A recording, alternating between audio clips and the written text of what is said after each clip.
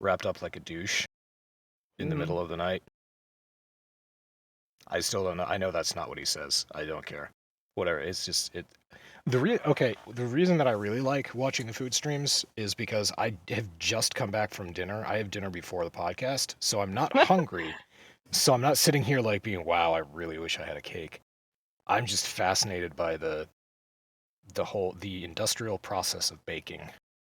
It is always interesting for me to watch, especially when it's done in such a clean lab-like environment, as opposed to like the Kellogg's cornflake factory in America, which is just covered in shit.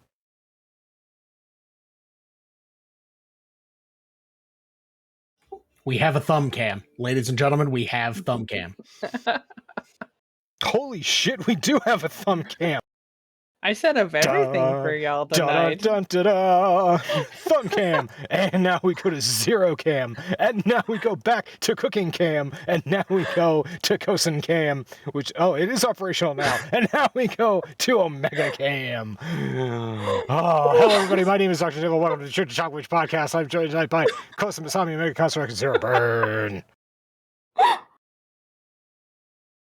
Oh, this is a good time. Okay, so, Omega, you've been playing Frostpunk a lot. My question to you is, are you achievement hunting, or are you just pumped for Frostpunk 2? Neither. I was just like, hey, what's something fun that I could play for a little bit, and decided there's some content in this that I hadn't explored yet, so yeah, if I pick up some achievements along the way, that's all well and good, but no, I'm just having fun playing the game again. It looks like you were using one of my favorite mechanics in the game that I didn't know about until like 6 months into the game, where you can build more than one workshop, and you can utilize them together to research faster. Yep. I didn't know that was a thing. Pretty important. It looks cool when you put them next to each other. They get connected, but that's just, looking cool. You just need to have multiple of them. But, it looks cool if you put them together. Yeah. I probably... well, no, I guess I was just playing the game on extra hard mode for a while because I didn't realize that was a thing. They're currently idle because I have researched everything. Mm-hmm. Well done. Yeah. There's not really much for them to be doing at the moment, but, they're pretty. I recycled mine, and I built a greenhouse in their place.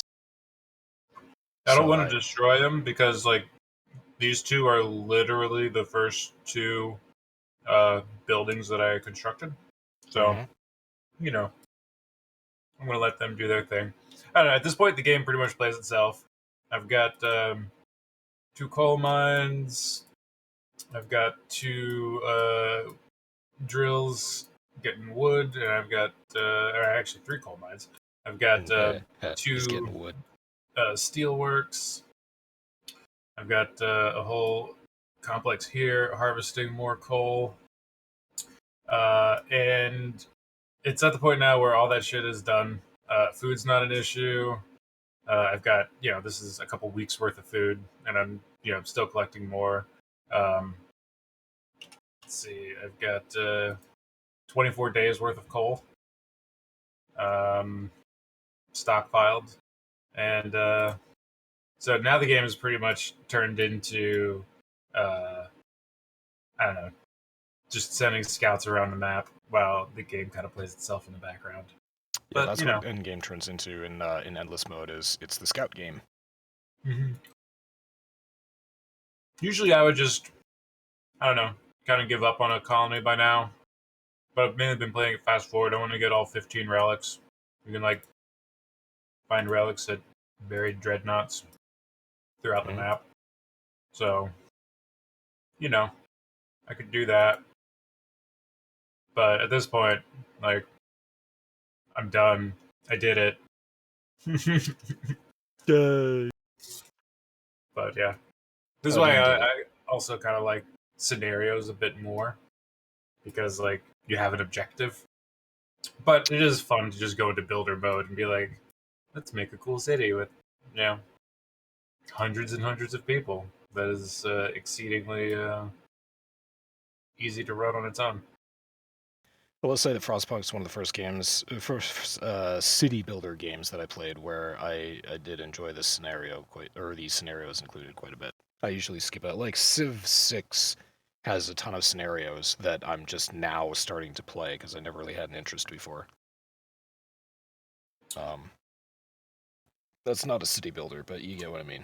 It's like there's big, expansive, endless sandbox mode, and then there's specific scenario mode. And Frostpunk's one of the only games where I enjoy the scenario mode, arguably as much as the endless mode.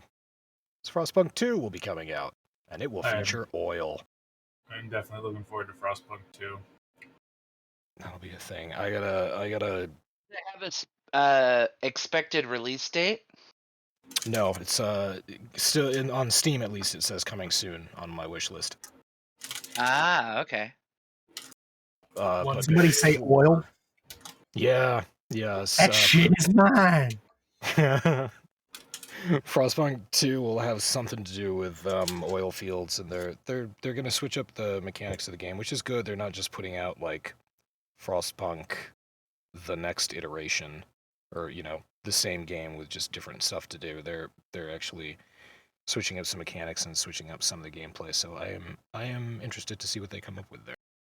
It's good studio. That is one 11-bit thing. Studios. Good studio. That's one thing that is going to be interesting, is to see how they make a different game rather than, the same having game it be again. the same thing. So who knows? I am very excited for it though.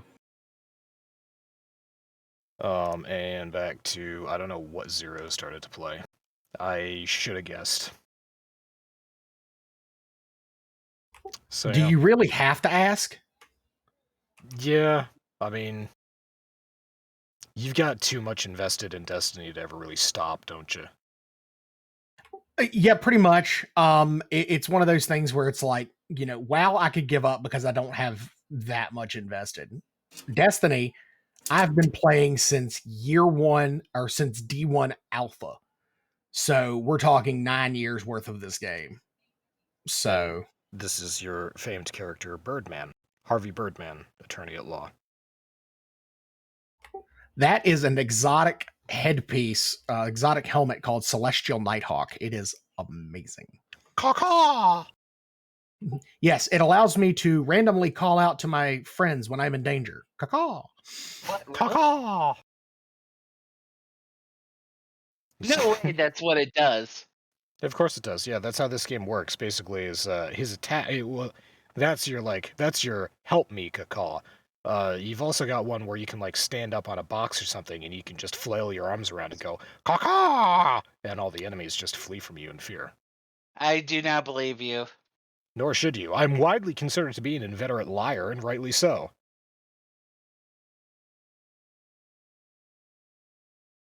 Oh boy.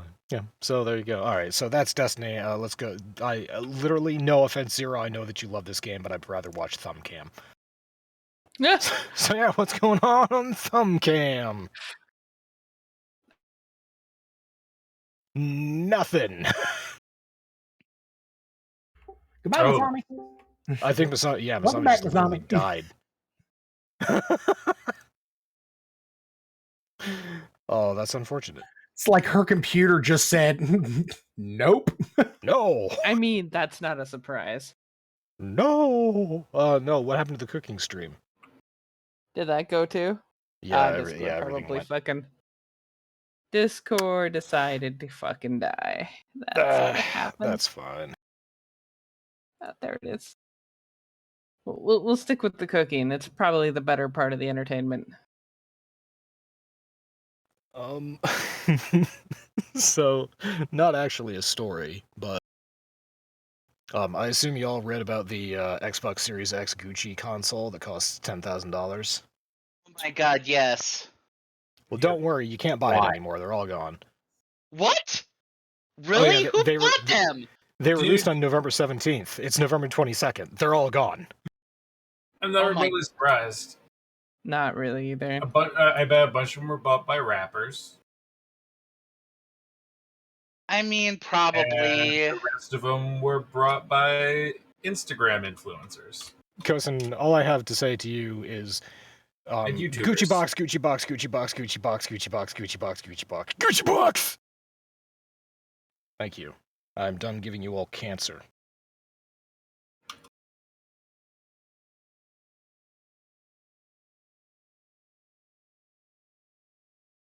Some people just have a lot of money.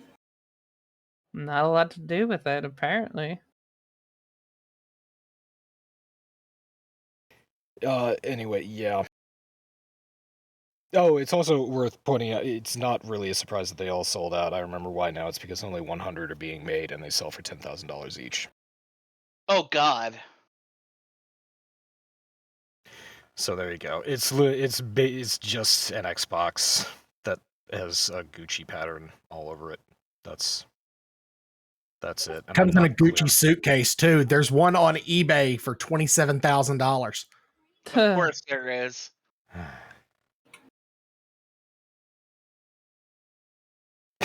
So, is it Zero? Can you check real quick? Is it selling for more or less than the Xbox mini fridge? Mm-hmm. Oh, Xbox mini fridge. Yeah, I remember that. Are we just in the middle? This is becoming like a featured, whatever the fuck you want to call it, just a segment, a recurring segment where we talk about the latest gimmick that Xbox came out with this month.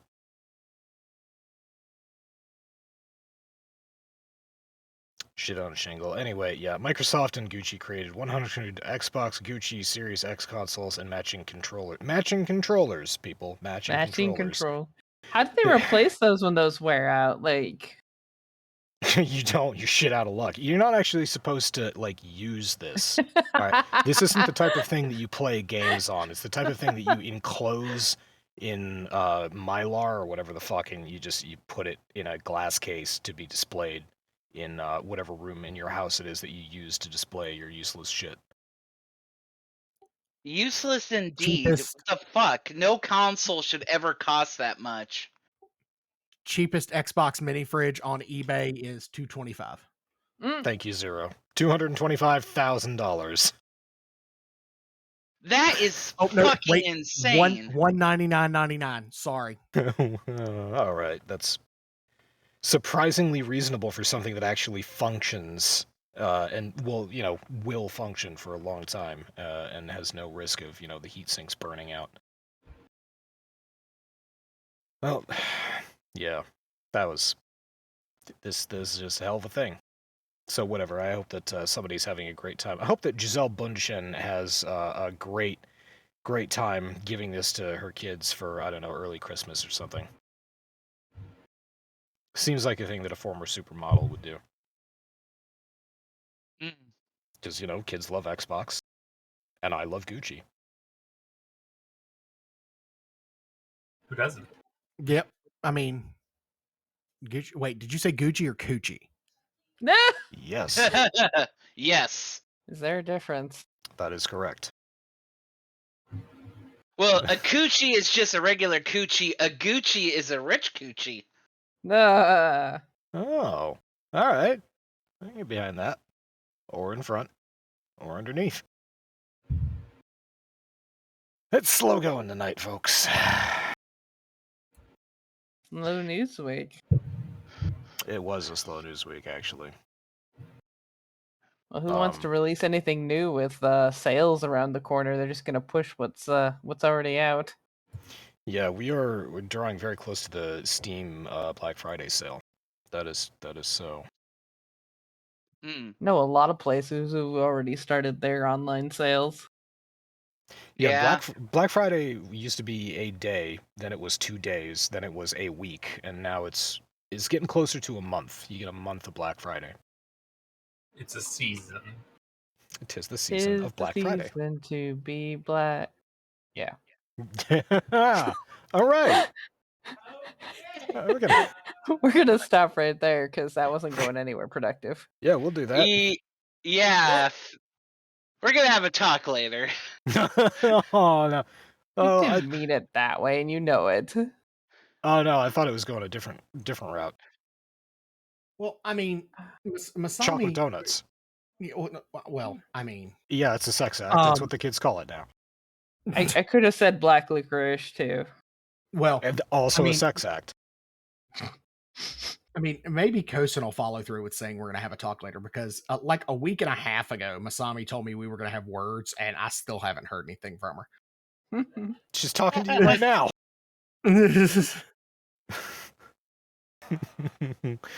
We didn't get together for D&D yesterday, so we're all looking forward to the next session. But yeah, that's usually when Masami scorns us. When she is confident of her position as god of the D&D server, the real Masami comes out. She beats us, and we like it. Yes. We have to I mean, technically, I just set challenges at you, and you technically beat yourselves. So That is true. We are all of the harm that we've ever received is self-inflicted to a certain degree.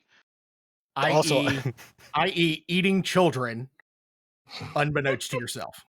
I have on numerous occasions complained that our punishment is not severe enough.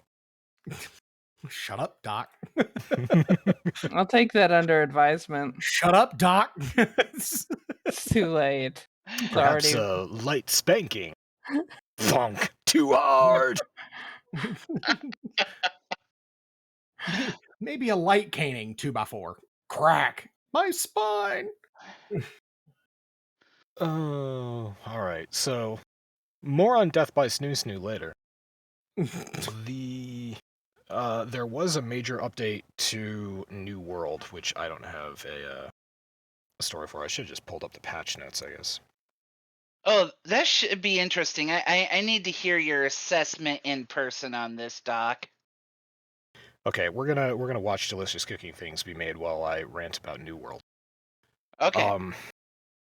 So patch came out for New World. It includes a bunch of new content and a new weapon, and all that's fine. It's nice to see that Amazon Game Studios is releasing DLC this close, free DLC this close to launch.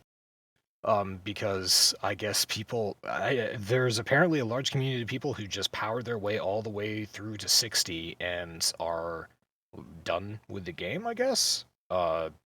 Which, good for them. I wish that I was into the game that much and didn't have to do other things during the day than play the game. So, whatever, new content coming out, good for them. That's probably the most positive part of the whole patch note. The rest of the patch note is about balancing, quote-unquote. So they are balancing weapons, most notably the healing staff, and they are balancing these weapons because they're proving to be too powerful in PvP. The balancing, however, extends to the entirety of the game, including PvE. When I read that they were doing this, what immediately came to my mind, of course, was The Division. The last time that I played a game extensively where updates were made to weapons and to gear sets and to things like, basically the playstyle, skills, and all the rest of that of the game, it was The Division. They were doing it because people were PvP dominating in the Dark Zones. I never really played in the Dark Zones ever. I was always playing with you guys. Actually, Omega, I think you're the only one here. Zero, did we ever play Division together? The first one? I don't think we did. I think that was pre-Zero. Okay, so yeah, when Omega and I were playing, at least, we were just doing PvE all the time, and we had to sort of suffer the updates, the nerfs that were done to our gears and our gear and our weapons and our skills, because they were just too powerful for PvP, and that made the game suffer. The PvE community Butter. Suffered. Yeah, that's a lot. That's a lot of butter. I would slather that all over Zero. And I would enjoy it. I mean, it's butter, man. Yeah. Oh, please. A morning serving of butter in the South. What the fuck are y'all even talking about? That's as bad as them opening the carton of milk like a savage. That is very light work. Paula Deen uses more butter than that. I mean, Holy Paula Deen is fried made of Southerner, I guess. Yeah.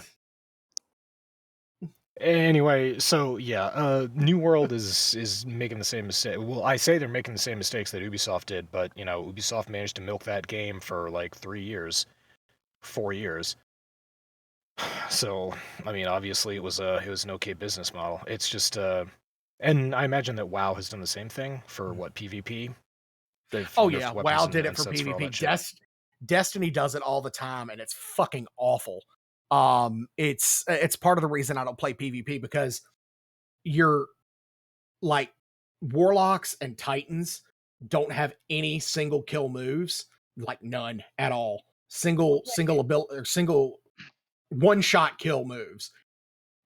Every time they update something in the game, hunters get a one shot kill. This most recent time, it was a move called Shatter Dive. And it was literally hunters jumping into the air, pressing their melee button, and they just dive straight at the ground. And even if opponents weren't frozen, it was killing them in one hit. Okay, Jesus, I need to push back on the WoW thing. The difference between what WoW did in order to balance PvP did not affect PvE, because it was never a change in actual weapons that was made. It was usually made in the abilities that you got when you leveled up your actual character. Now, because of the way how that New World ties abilities to weapons rather than actually character advancement, I could see kind of the correlation, but generally when it came to balancing stuff in PvP versus PvE and WoW, if they nerf something PvP wise, it very rarely ever affected anything in PvE and WoW. okay. So there are That's an old way of thinking. If they make one change in WoW now, paladins end up suffering terribly. Oh, specific Yeah. paladins. If they change one thing for another class, paladins just like nosedive. It's awful. The only time that paladins aren't any good at anything in the game are is in PvP, because ret paladins suck, tank paladins suck, and if they're healing, a healadin is pretty much the only viable way to.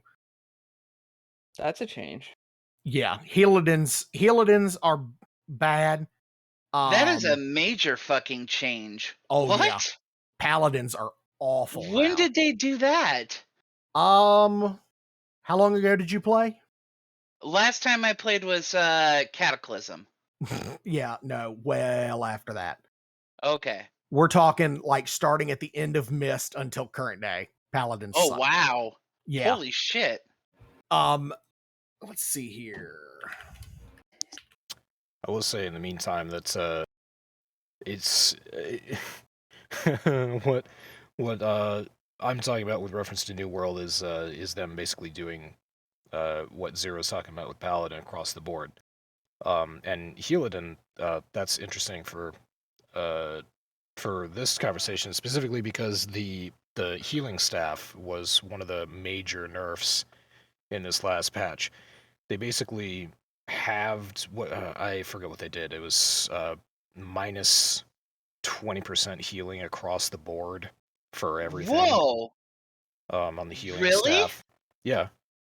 And people are complaining. Well, here's the thing: in PvP, when you have a group of like 50 people that are like warring on a city or having a faction war, when you have 40 of those 50 people with healing staves, or even in the old mechanic, even 20 people with healing staves, and the rest of them being DPS, those healing staff people can keep the whole group alive. It's like thing that you can do just because you can spam healing and all the rest of that. So that was too powerful. So they nerfed that so that you would need more healers to heal up your DPS, or you would just play the war the game expects you to play, or you play in the way that the game expects you to play, which nobody wants to do because that's stupid. The problem obviously is when you're in PvE and you have yourself and your friend, or you have yourself and you have 3 friends. Or 4 friends and you're trying to do a dungeon or something like that. In that case, it really makes sense for you to have, like a support a healer and some DPS and maybe a tank. If, maybe you don't need the support as much, you just use the tank. Yeah, in that case, you're really screwed. You're set back considerably because your one healer is now doing a flat 20% less healing throughout the whole thing, so you're hindered. PvE is suffering in that way. But in PvP, it's a numbers game. In PvP, when you have large groups of people and you're doing wars and you're taking over territories, most of what Amazon has done makes sense.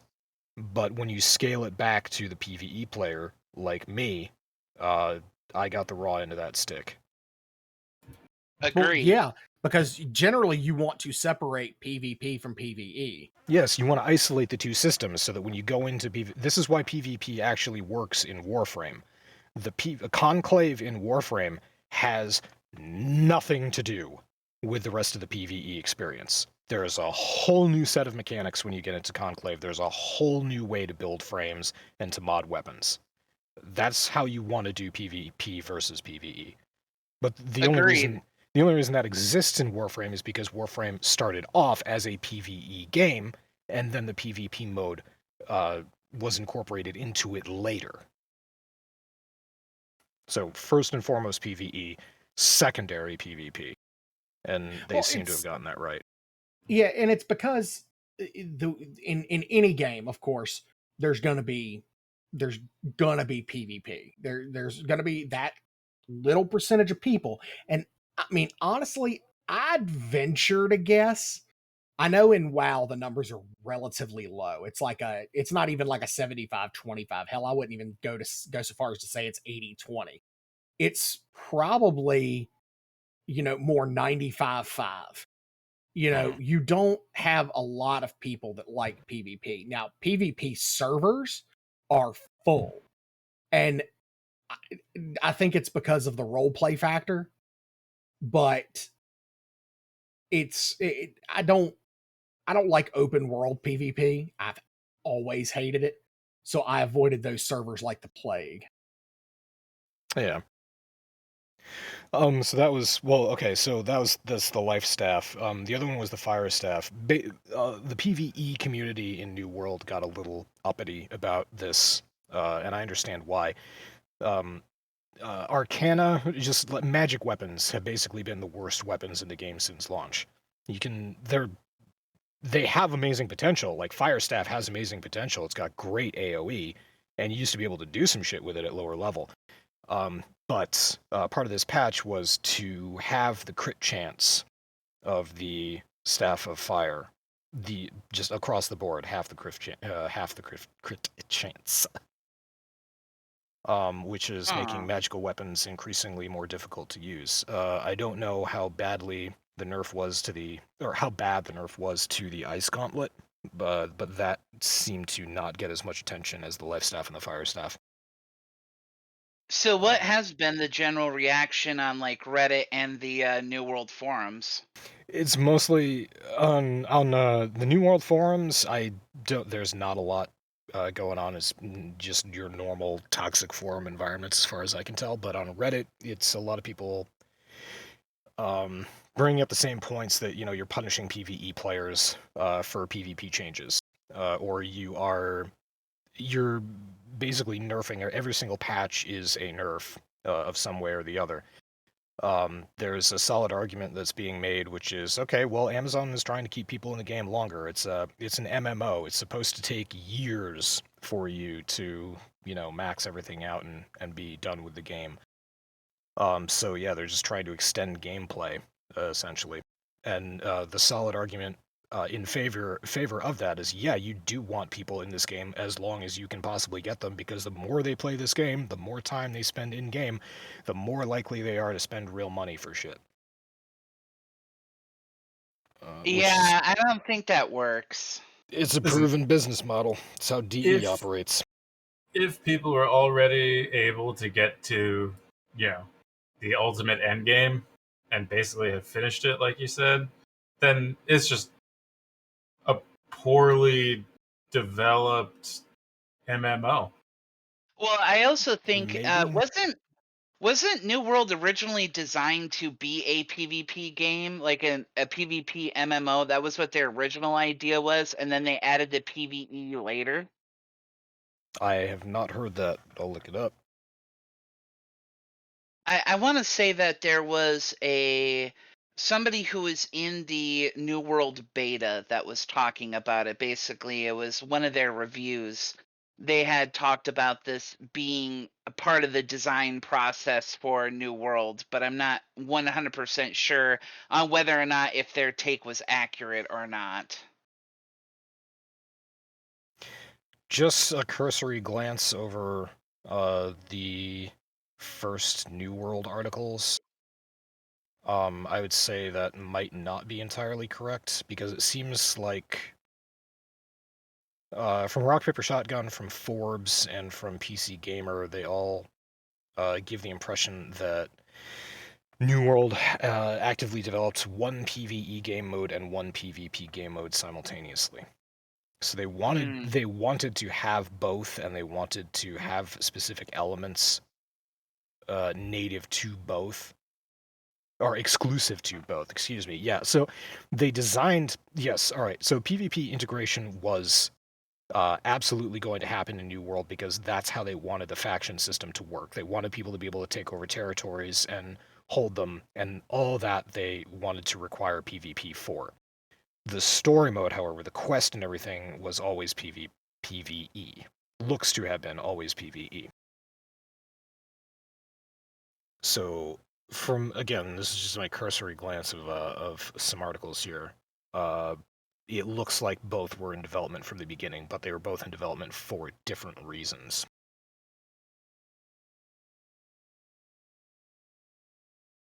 Let's see. Oh, and as back to, okay, if people have managed to hit level 60 by now and all the rest of that, then it's a poorly conceived MMO. Yes, in the fact that an MMO is supposed to be massively multiplayer. I mean, I know it massively refers to the number of people who are playing with you traditionally, but it also means it's a fucking huge world and there's a ton of shit to do and all the rest of that. So yes, on that aspect. But from a different point of view, those of us that don't spend our entire days playing New World, I'm not at level 30 yet. I've been playing it casually. I'm pretty satisfied with the amount of content in the game and the scope for it. And for what, like, how much was it opening day? $40, $50? Yeah, That's 50 not if you get the special stuff. not unreasonable for the amount of time that I've spent in that game. I don't feel like I got ripped off or anything like that. I'm not hardcore, and I'm not a streamer, and I'm not playing it 12 hours a day. So I'm not level 60, and I'm not going to be level 60 anytime soon. So, whatever, they want to... The other thing that pissed me off, that actually pissed me off, all the nerfs, like, fine, whatever, they're getting their footing. Hopefully they'll learn what the fuck they're doing, and they'll actually listen to the community, although I doubt it because it's Amazon. What actually did piss me off about the patch notes is that they reduce the amount of XP that you get from crafting. So now, once you unlock a new tier of material, the previous tier is going to give you a fraction of the experience that it used to. So I've unlocked steel right now. I keep on crafting with steel. Actually, no, I just unlocked star metal. I just got star metal, so I'm hoping that I can still craft things out of steel, because star metal's not so easy to get. It doesn't spawn nearly as much as iron does, and the zones where it is plentiful are zones where, like, they're above my level. Talking like 45 to 60. I don't know, but the way that you describe that, I think, is actually a pretty good way to handle progression. Like, you still get XP, but it's now reduced because you're now doing something below your, skill level. I mean, that's a pretty common mechanic in games. Yeah, I will say that I was really surprised when they didn't do that at first. Like, genuinely, really was really surprised, because I'm used to it actually doing that. Yeah, in WoW, that's the way it was. Like, Yeah. if you started off with copper and you smelted, 300 copper, well, after the first, I think 100 or so, you literally got no more bonus experience in that Yeah. crafting sector. Yeah, Oh it, yeah. for No, copper. it dropped So- off abominably in WoW. Like it was so, yeah, it was just awful. That's true, and I recognize that in other games they do the exact same thing. But New World, I was happy that they didn't do it because I obviously don't want to play the game the way the game was meant to be played.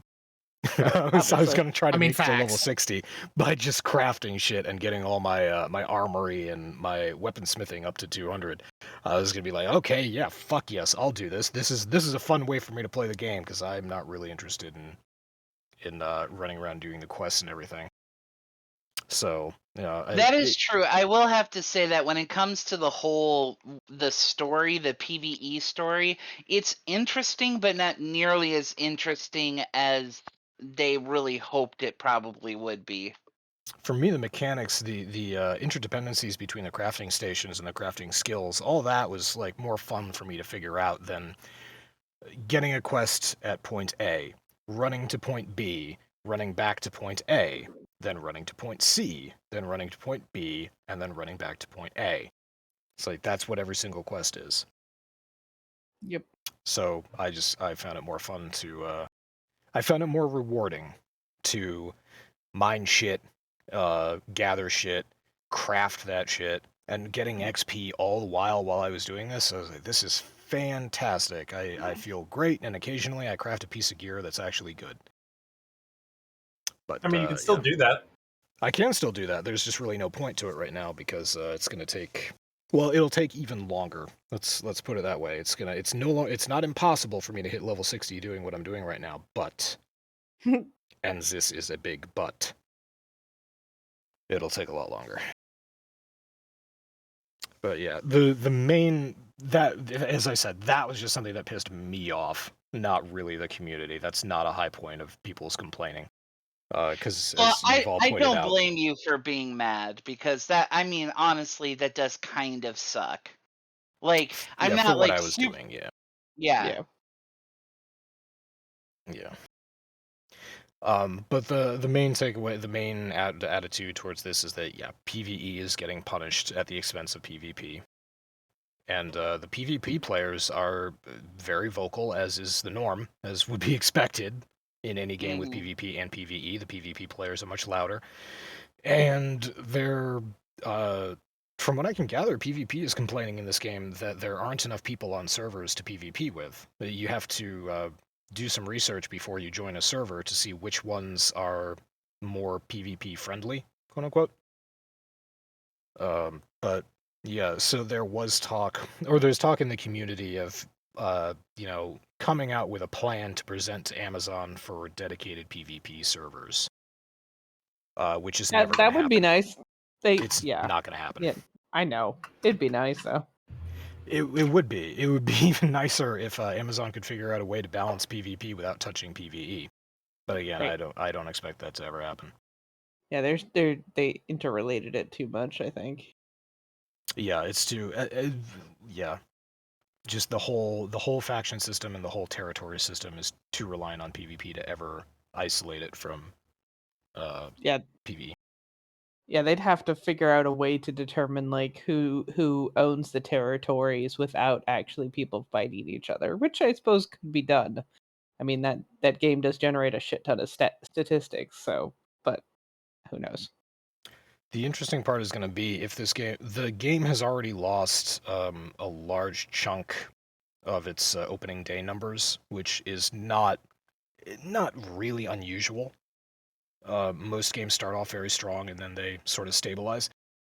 When the numbers get down far enough, I am actually curious to see how the territory system will react to that when there aren't as many PvP players anymore. Is just the entire map going to be taken over by one faction? It's whichever faction has the most players left. We lost Omega. We did. Shit. That's okay. He'll be back. I will say that I have seen things about where they've said that at some point they're going to entertain combining servers, so I think that will also probably do to shut the PvP players up because they'll start basically combining servers and whatnot. that's going to be rough for me because just on the material gathering standpoint, I have found spots to do runs for iron and silver, and now silver and gold.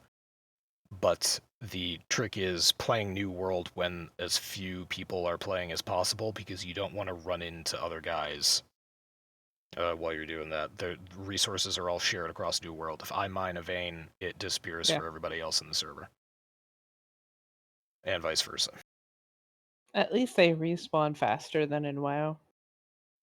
They do. It's about 10 minutes for the smaller deposits and 15 minutes for the big ones. The biggest ones, I should say. Yeah, that was like the one thing I was worried about, because just the resource sharing aspect. But they had a good feel on the respawn stuff. So, but if that ever goes up, it'll be a sad day. I would gladly trade the respawn rate for materials with the respawn rate for enemies. Just because enemies come back so fucking fast. Oh god, yeah, they do. The respawn rate for enemies is crazy. You can't go to a spot to fish and clear it out of enemies and then fish for a minute or 2 minutes. All the enemies come back. I will say I have found an ocean spot that is relatively peaceful, and you can go for hours on time. Mm-hmm. There's a nice dock in the one area that's very nice.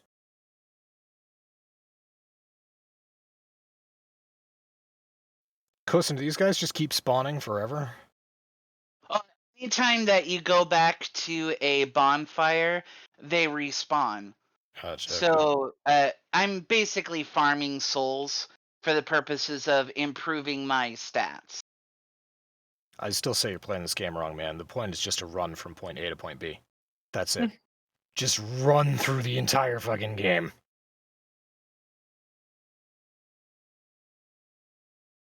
Die, you motherfucker. Alright, good times. So I'll wait for the next article until Omega comes back. But anyway, New World is making the same mistakes as Ubisoft, goddammit, and I know they're not mistakes, and they probably have a whole market research plan that's about why this is the best thing to do, and it's the way to maximize profits. Thank you, Amazon. Ooh, he went all the way offline. Oh, wow. Shit. Yeah, you did. Gonna guess maybe his internet. It hasn't acted up in a while, so I think it's time. Yeah, unfortunately. aren't we about due? That's true, yeah. It's been a while since we've talked about... All internet is basically cobbled together out of various people's crap. That's just how the internet works. But in certain areas, it's much more complicated. Or the cobbling together is much more complex. And well, such is due the case to where his Omega lives. Yeah, I was about to say, due to his location, I can't imagine that his internet is actually... Like, the fact that it's usually fairly dependable is actually pretty shocking to me. Like, I'm impressed, legitimately. Yeah. Yeah, actually. It's just picture. Have you ever Google a picture of a street in Kyoto, Japan? There he is. You just see all the... Welcome back. There he is. Welcome. Computer crashed, and then it did the annoying thing where it had to do a Windows update.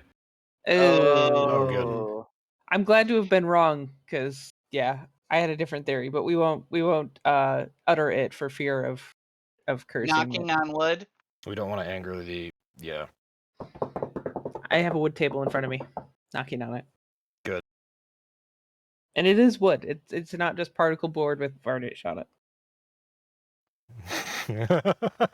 Particle board is fucking expensive now, man.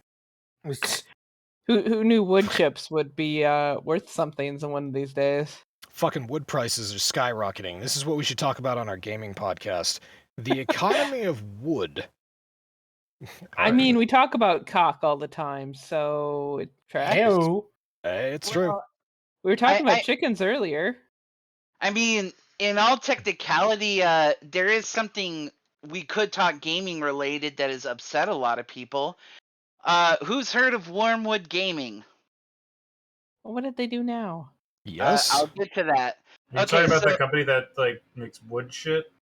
yeah, Yes. basically they make a lot of wood-based products for tabletop RPGs. They make like dice towers, dice boxes, deck They're boxes, There and were tables. woodworkers who found a new and exciting market to branch into a couple years Yes. back. They advertised very heavily on Critical Role for a number of years. Yes. So here's the thing. One of the things that a lot of their customer base was really worried about was sustainability because of the amount of wood that they go through.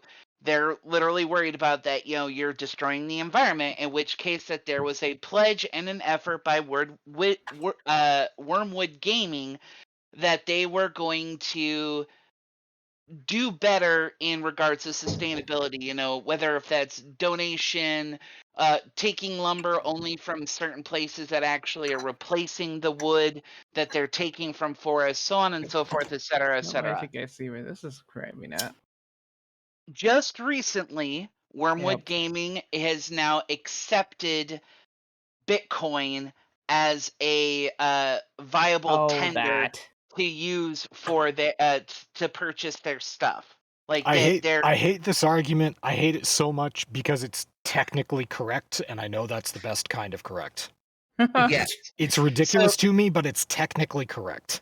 Yeah, so basically, because Wormwood has decided to take Bitcoin, some of their customer base is upset because they feel like that they are going back on their sustainability pledge. Disgust. I think we But already kind of hashed out the whole sustainability thing in Bitcoin on a few podcasts ago. Yeah, you're gonna get a fucking magnetic dice tower for D&D that's gonna cost you up to upwards of $325. That's just like I could make this in my barn for less That's the than thing that always got me is just how fucking overpriced all of their shit is. I mean, Yeah, it's pretty, no. but yeah. I agree with you. It is overpriced.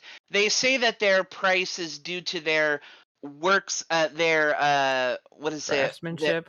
Yeah, craftsmanship guarantee. Basically, if their shit is not perfect to you on delivery, they will replace it for free, if I remember correctly, is the way how that their craftsmanship guarantee goes.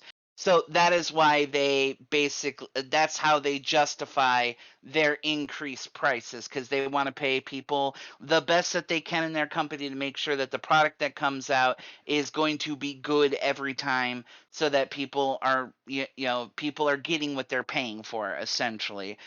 Do I believe that that's a good thing? No, not really, because it's way too expensive, and it's really adding a level of bouginess to TTPRGG, to the tabletop role playing, that I don't think needs to be fucking there.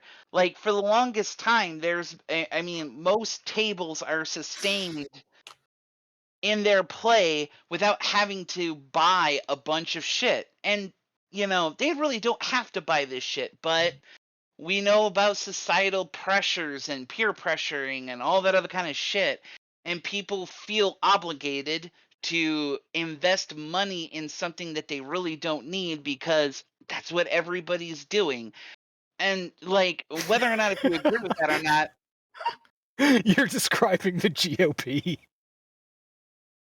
I know.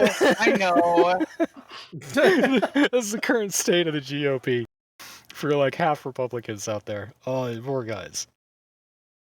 It's probably also the state of the DNC as well, because I think they're a bunch of chuckle fucks too. Yeah, no, trust me. I love how you put that though. Because of societal pressure, we're giving money towards things that we don't really need or believe in, but we're doing it because everybody else is doing it. Yeah, that applies to a great many things. Yeah, It's about right. Anyway, sorry for my rant there, but you get what I'm going for. I do, and Zero, this is a perfect opportunity for me to bring up that you shouldn't buy anything in the Steam sale for Black Friday. Just don't. We'll play. Well, we're not going to play Destiny with you. Never mind. I'll play Civ 6 with you, though. Oh, Oh, I was hoping I could convert people, but nobody wants to come and join my cult. I can't, I'm sorry. Except I for can't. Leetness. Leetness likes to join my cult occasionally. I haven't seen him Leetness? play Destiny in forever. Leetness He's- likes to join any cult. He's It's an true. all cultist opportunity taker. Yeah, he was gung-ho in the church. No, I was going to say, Leetness is the pinnacle example of societal pressure and peer pressure, because, yeah, I'd make him feel bad about not playing Warframe for a while, and he comes in and plays Warframe for a little while. And then Zero makes him feel bad for not playing Destiny for a long time, he comes in and plays Destiny for a little while. I mean, he was a nice part boy. He was part of the reason I got back into WoW this last time, and yeah, no, I'll have to... he got me back into WoW that last time, and it was funny because he was like, "We're gonna play together, we'll play together sometime." No, never happened. that's unfortunate. No, it's really not. I'm gonna have a talk with Leetness about influencing Zero to play WoW, which is just awful. That's a terrible thing. Well, I don't think he's done it in a while, so I think we're okay.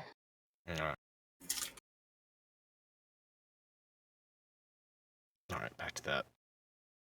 So anyway, yeah, I pulled up the Wormwood Gaming site and had a look at some of their products. They're really, really, well crafted, but expensive products.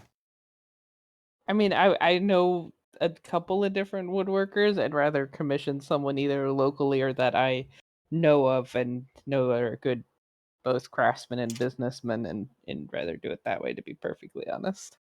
It's actually okay. So Kosen brought up that they had made a pledge previously for sustainable lumber, essentially, and their shtick is that they make the same product a dozen times out of all different wood. And the most expensive wood that they have up there is ebony, and I was wondering where is the nearest place that you can get ebony, and you can actually farm it in the Chihuahua region of Mexico and in southern Texas. So I did not know that we grew ebony in our country. That's actually kind of impressive. Isn't that a very tropical wood? It is. It's not. Let's see. Actually, it's native to Mexico. Okay, cool. At least this species of ebony that we're talking about. I know that it grows on the African continent across there, but that may be an entirely different species of ebony.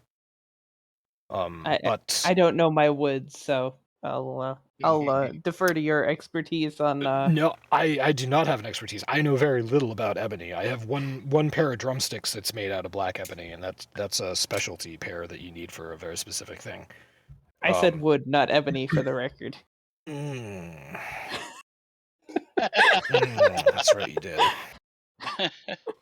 Well, I do love wood.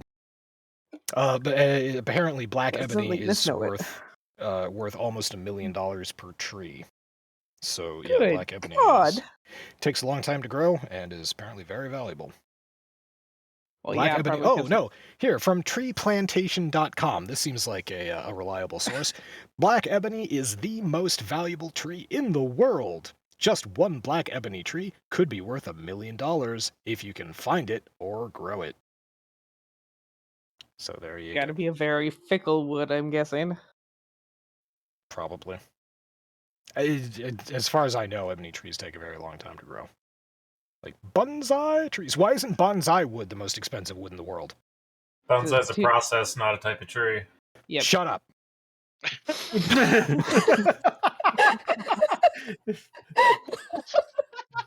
I love it.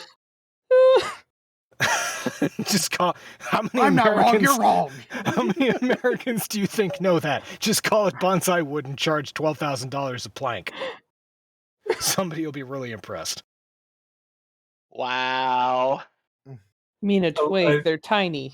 Yeah, a bonsai tree large enough that it could ever be cut down into planks is just a tree.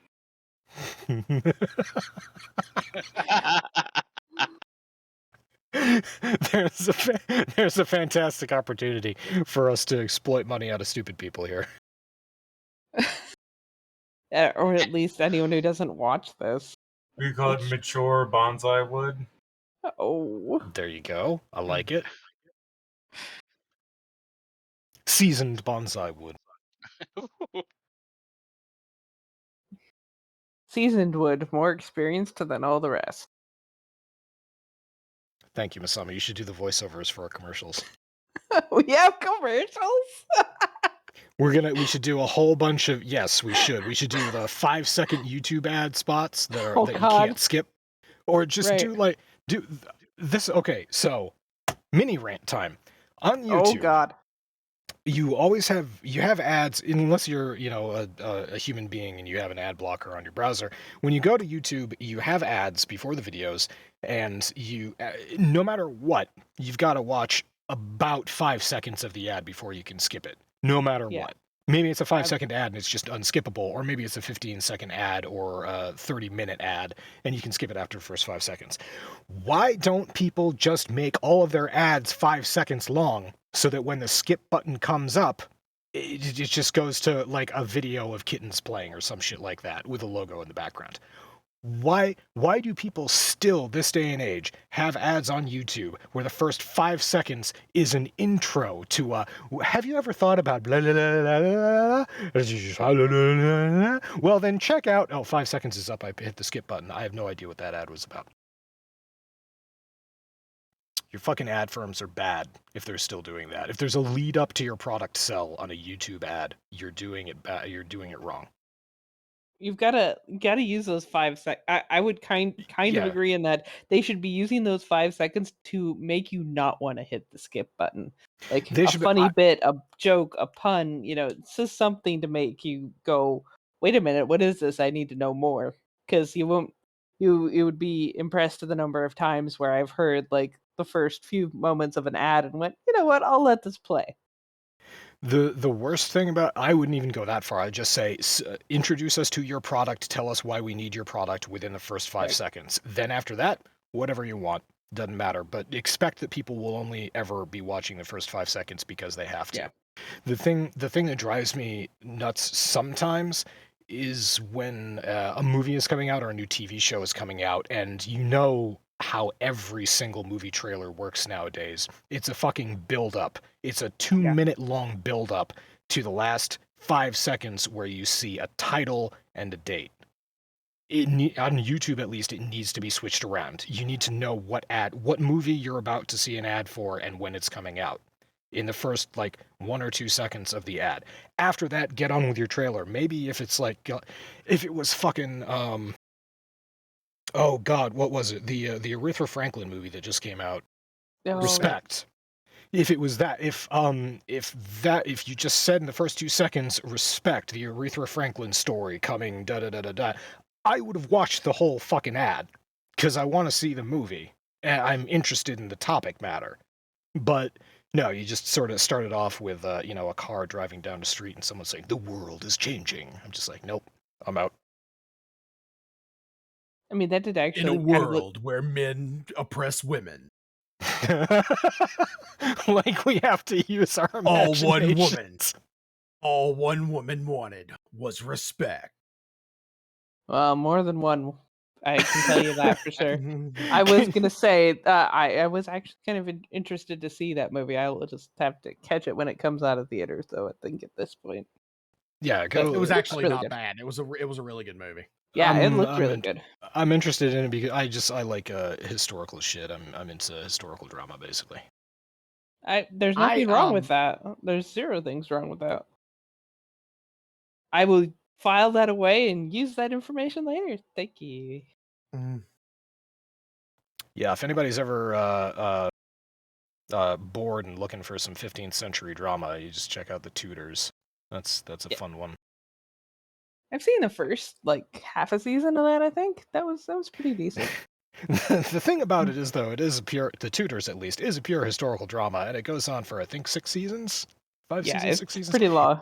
It's all the wives of Henry the Eighth, so yeah, it's his whole life. There's actually a series I kind of want to see, which is The Great, which basically is Oh yeah, yep. It seems like it's a comedy historical drama of Catherine the Great with Ellie Fanning. Yeah, it looks funny. With Ellie Fanning and the guy who played Beast in the new X-Men movies. Yeah, it's worth that is worth a watch because it is a light comedy.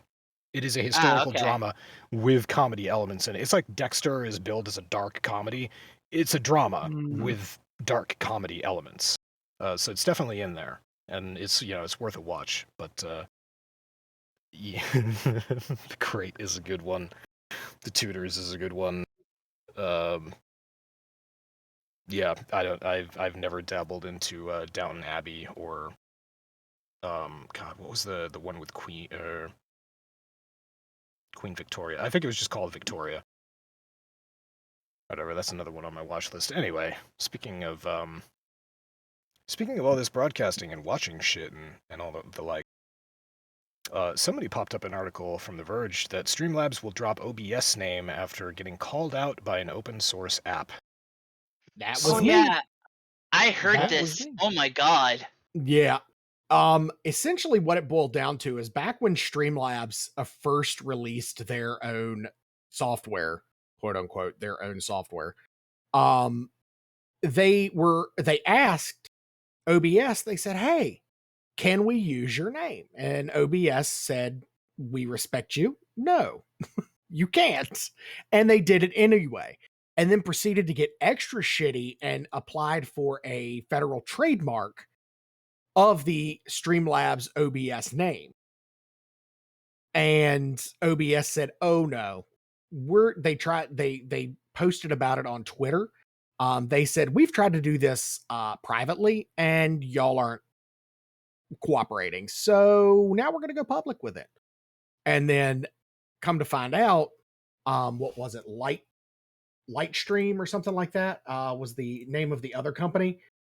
They released their Streamlabs released their site, and Lightstream went, "Wait a minute," and looked at it, and they got in on the fun making on Twitter and said, "Hey, can I copy your homework?" Literally the exact it was a direct copy of Lightstream's website down to the customer reviews. Yeah. Streamlabs ripped their website off from Lightstream, and Streamlabs tried to put OBS in their name, pissing off OBS. And OBS tweeted out about this too. Yeah, they were the ones who said, "Look, we've tried to handle this privately, and Streamlabs has not wanted to cooperate at all in private, so now we're going to do this publicly." I honestly don't understand why OBS hasn't sued the hell out of them a long time ago. That's a very valid point. Yeah, I'm actually kind of curious about that too. Because like the confusion's real. I legitimately thought it was like I thought it was a partnership. somehow a related product. Yeah, I thought they were in partnership, and I used Streamlabs OBS for a while. I won't anymore. Turns out it's just they used OBS's open source software. Yep. And built on top of that. So like I'm fine with doing that. That's like kind of the point of open source. Right. Yeah, sure. And like, but like, why you gotta use their name? Because you're trying to make people think you're associated. Like, it's obvious why you're trying to, piggyback off the success of exactly open you're broadcasting trying software. to piggyback off their name. So, which I am using. I use OBS for every single podcast. It is a stable piece of software. I don't have issues with it. If there's a problem with OBS, it's because I screwed something up. So, yeah, they're piggybacking off the stability and the success of OBS, which, by the way, is free. And OBS also tweeted out they may be laying the groundwork for a suit, but OBS did tweet out specifically. I highlighted it. Support volunteers are sometimes met with angry users demanding refunds. We've had interactions with several companies who did not realize our apps were separate.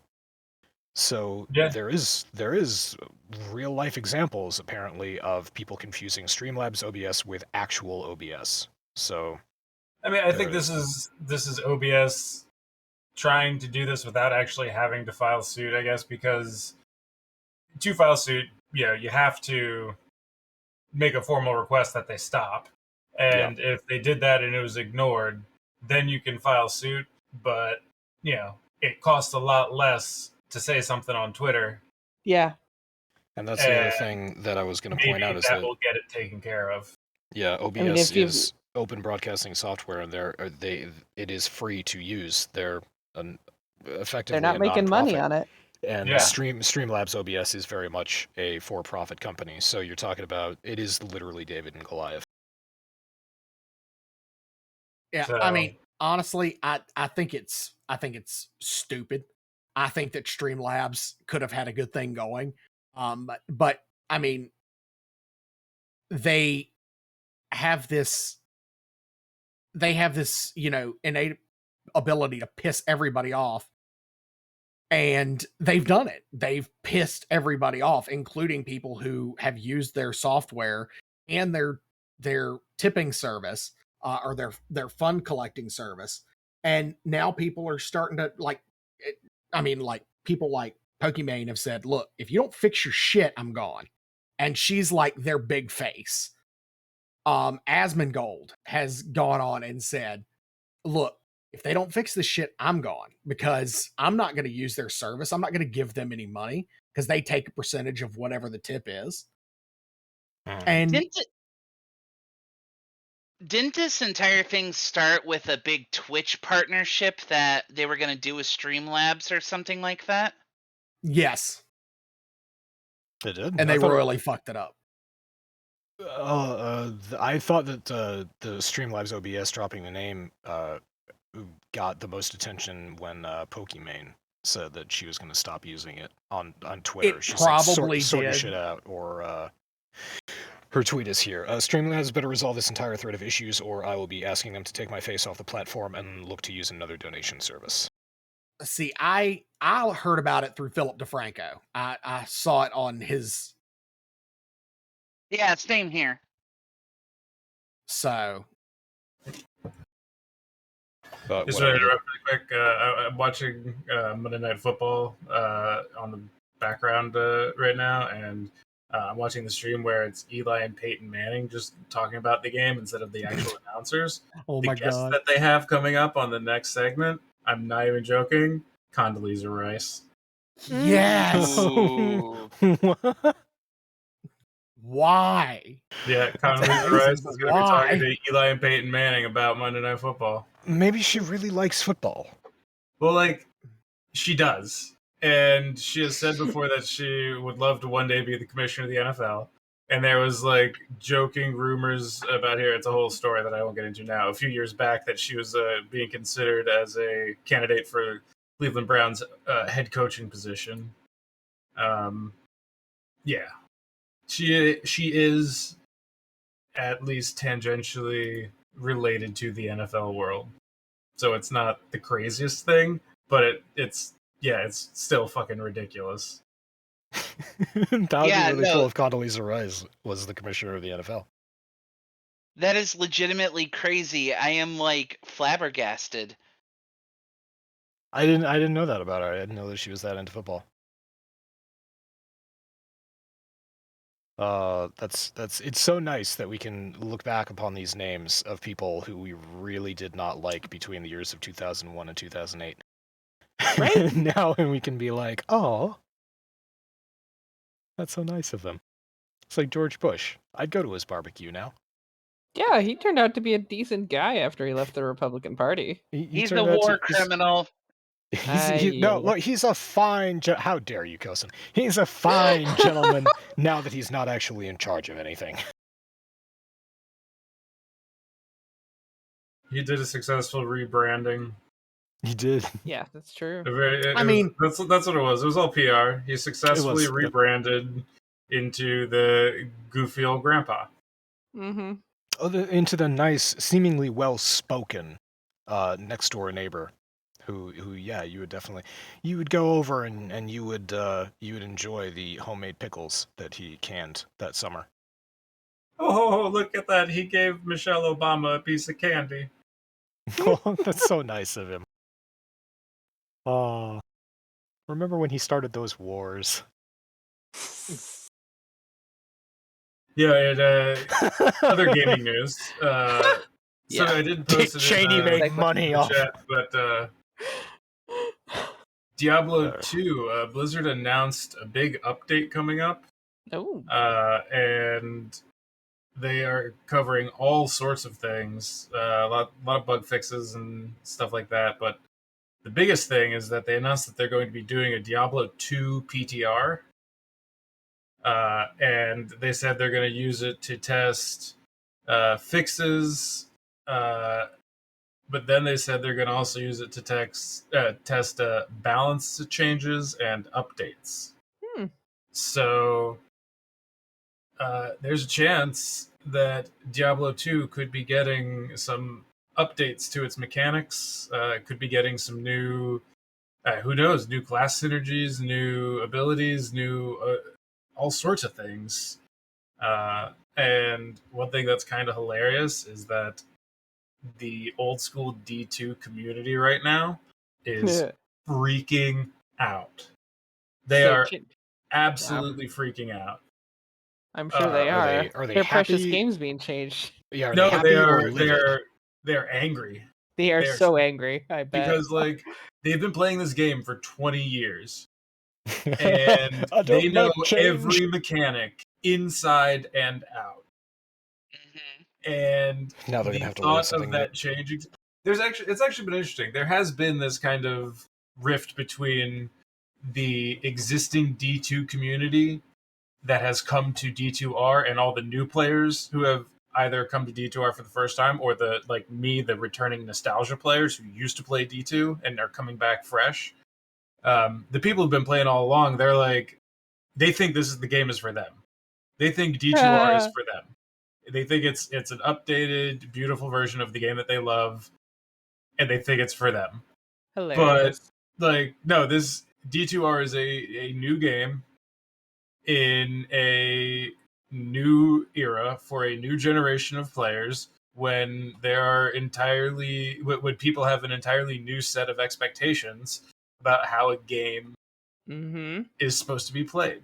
And you know, if those old school D2 players who've been playing all along want a game to be exactly like Diablo 2 and to not have any changes to it, they have that. It's called Diablo 2.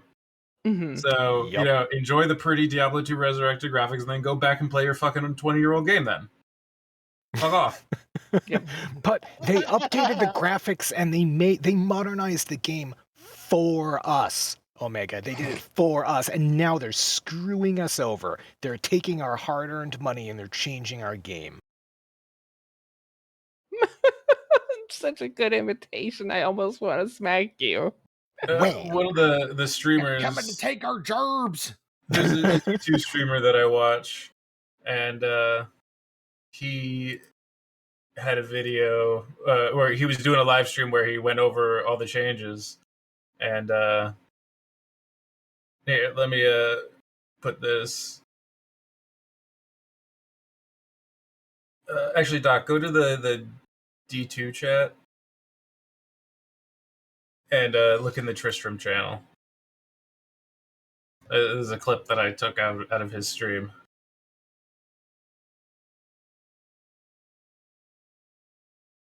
I'm gonna figure out how to do this very carefully.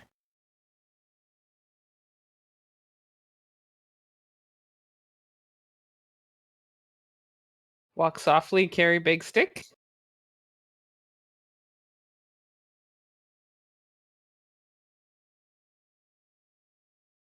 What does balance mean?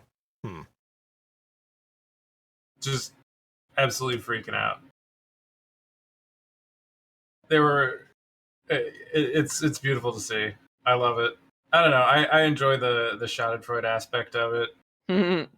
Yeah. Schadenfreude itself is kind of a fun thing. Like, so. I would absolutely love for D2 to get some new mechanics to become a. Well, what I'm really happy about is it sounds like at least Blizzard is committed to supporting D2R ongoing, like in an ongoing fashion. And, you know, if they're going to treat the game like that, then it is going to change. You know, that's what happens nowadays when a game company gives continuing support to a game. They make balance changes on a regular basis. They add things, they change things up. Like just look at D3. They make their little changes, they make their little tweaks, they're adding new items, they're changing up the seasonal mechanics, all that kind of stuff. We're on season 24 and we're on patch 50 something or other. Yeah, the game has changed significantly since launch. So I thoroughly welcome it, and I'm looking forward to seeing Diablo 2 grow again and be given a new life. Is there anything in those patch notes perhaps mentioning the spam in region chat for gold sellers? From gold sellers? Can do anything about that yet? I believe they said they're cooking up some completely different system for chat. That'd be nice. But a lot of the other cool things, like they're making it an option now where you can change your abilities to be more like D3, where you could leave it, because the way it works in D2 is you have your ability hotkeys, and hitting the ability hotkey changes that to the active ability, and then you use left click or right click to activate the ability. In D3, you have a left click ability, a right click ability, and then button presses on the hotkeys activate your other abilities. Well, now they're making it an option that you can choose which style you want. So they're making it work like D3 works, which is interesting, though, because in D2 you can have a whole lot more than just 4 abilities, or 6 abilities hotkeyed up and ready to go. That would actually be nice, yeah. Because the way, the way I play D3, pinky on tab, and then 1, 2, 3, 4, how I do my skills, and I can do the same thing in D2, but 1, 2, 3, 4 is obviously for potions. Yeah, that might be neat. Just the option to be able to do that. And that's the thing I don't understand. Like, people complaining. You're talking about people complaining about, yeah, their game is changing and there are going to be changes to mechanics and shit like that. I can sort of understand why they would be complaining about that, even though I think it's stupid. But for just adding options to the game, like, how could anyone have a problem with that? Well, I mean, like, you're not forced to. You're not forced to use this new shit. I mean, one of the things that a lot of the existing D2 community has been saying to people who have been like, to newcomers to the D2R, who have been saying things should be different in some way or another, they basically snarkily say, like, go back to D3. And this is a great, like, fuck you to them. Where Blizzard is like, no, we're not, no, like, we're making this game better, and all you old heads who are gonna bitch and moan about it, get it out of your system now, because it's happening whether you like it or not. Yeah. And like I said, hey, D2 still exists. Go play D2 LOD Classic now. Is that what we're gonna call it? I don't know. It's gonna have to come up with a new title. Well, you know, people just call it LOD still. So yeah, there's D2 LOD, and then there's D2 Resurrected. So, it's fine with me. Yeah. Hey, that game that hasn't changed in 20 years will be waiting for them where it's always been. Though it sucks for them if they transferred their characters over and they can't get it back. That would be kind of hilarious. But I mean, it's D2. They could just rebuild the character and hack it in, so it's not that big a deal. But, you know. But I don't want to... Yeah, alright, that's a stupid argument that I won't get into.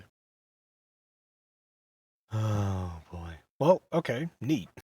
So D2R is getting some QOL updates. I'm just going to call them QOL updates. Well, and like potential actual mechanical and balance changes. Right, that would be nice. Damn it, Kosen! Kosen. Wait, no. My apologies. It was good there for a second. All right. Ongoing shtick, folks. Sorry, inside jokes. That was weird because I was literally... Okay, I have no idea what's going on. My apologies. I think your headphones might actually be just two speakers on, like, taped together on a ruler across your head.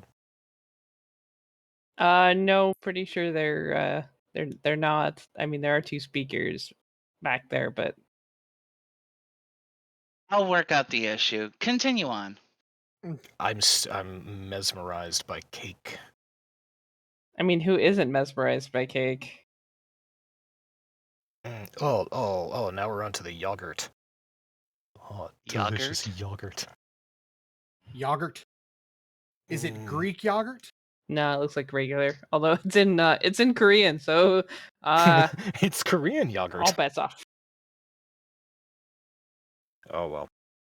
All right, so that's yeah, it was a slow news week. That's about all we got.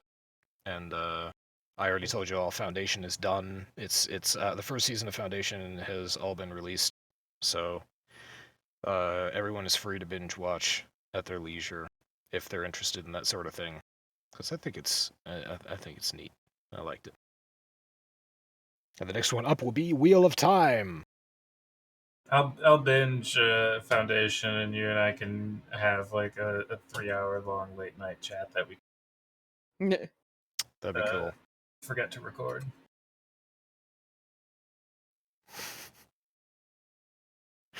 And then we can everyone can get around to watching the new Ghostbusters movie, so that we can have a 3-hour long conversation about Star Wars Episode Nostalgia 7. and how fucking amazing that movie was.